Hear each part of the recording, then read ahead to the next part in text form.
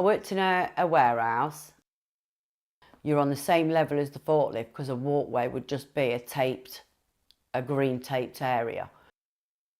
The 24th of March was my son's 13th birthday, so the night before I did what I usually do, which is doing his balloons, doing the banners, and then because Dave was on the night shift, he'd booked the night off, whereas I didn't want to waste a holiday when Kieran would be at school anyway.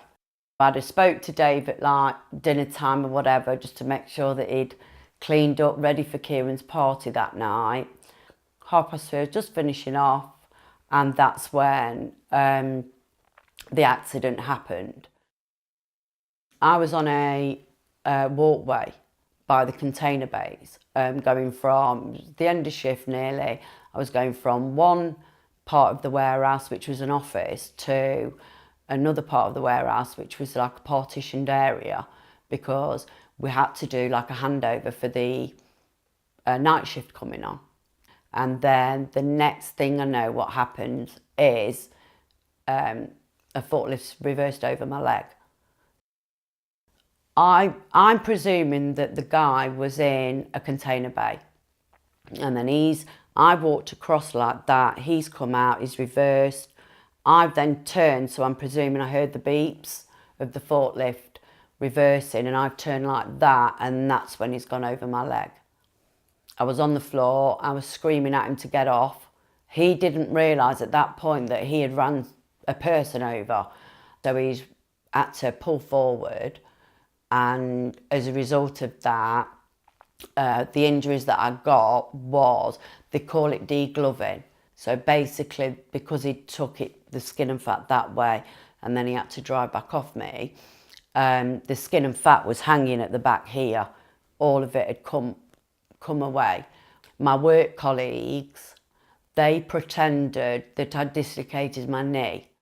They took my glasses off me, and every time I tried to sit up, they'd make me lie back down at an angle so I couldn't see anything. And I think that had I gone into hospital knowing that I was going to lose my leg, I think I probably would have gone into a deep depression. Dave had nobody with him, you know, making sure that he's okay. And obviously he's the one that then had to ring my mum, my dad.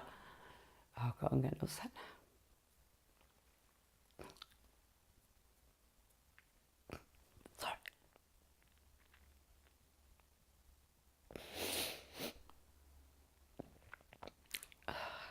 I hate it when I talk about that. I don't care, you know, about the leg. It's my family. So they took the bandages off and stuff, and it looked absolutely disgusting to the point that after that I couldn't even have a bath by myself.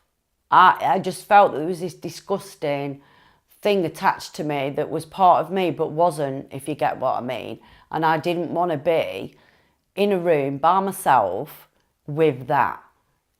The only way I can describe it is, I called it Freddy Krueger. While I was in hospital, one of the things that I didn't like was, pretty much as soon as I went in there, people were saying, stump this, amputee that, and you're like, calm down, you're not talking to me. You can't be talking to me. I'm not an amputee, you know, and it was straight in that this is what you are. It's like, it's weird, it's like having to fill a form out and you tick one box, then all of a sudden they give you that same form and they're like saying to you, you're ticking the wrong box. You're not able-bodied anymore, you're now disabled. It was hard. When I was at home, you know, we had to join a gym so I could go and have a shower. You know, I'd got no facilities at home. My bed was in my front room, eating in the front room, sleeping in the front room. It never crossed my mind to ever commit suicide, but I did go through a dark period where I would say to my parents that I wish he'd have killed me.